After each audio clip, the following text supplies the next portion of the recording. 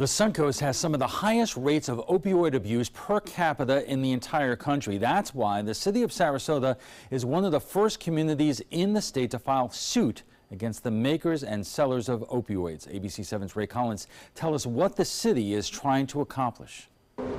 Remember when governments and companies around the Gulf of Mexico sued British Petroleum for that oil spill? Something similar is happening now against the companies that make and sell opioids, those pain pills, often called the gateway to bigger addictions, the pills that have caused tens of thousands of deaths, including 6,000 a year in Florida alone. And we're ground zero here.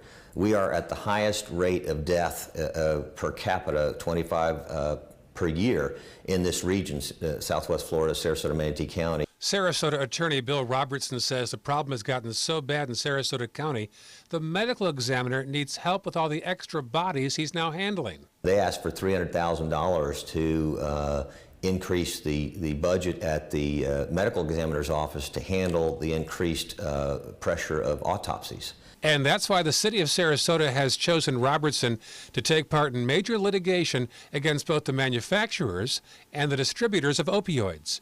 And you'll notice by that bottom line, distributors are listing annual revenue of $378 billion.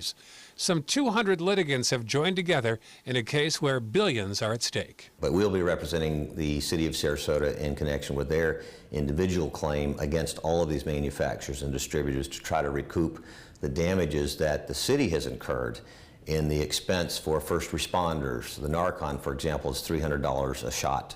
That's the drug that pulls these guys out of the overdoses. And so law enforcement, incarceration, any cost that the city has incurred in treating opioid overdoses or the epidemic is recoverable in these actions against these manufacturers and distributors. Sarasota Vice Mayor Liz Alpert is glad the city is trying to stop the flow of the painkillers before they get in the wrong hands. Absolutely, I'm glad the city is trying to chase down the opioid manufacturers because that's the root of the problem, and I think that's where we have to start in order to combat this crisis. Robertson says the city has spent hundreds of thousands of dollars that could have gone to much better uses, but he's optimistic they'll make back some money.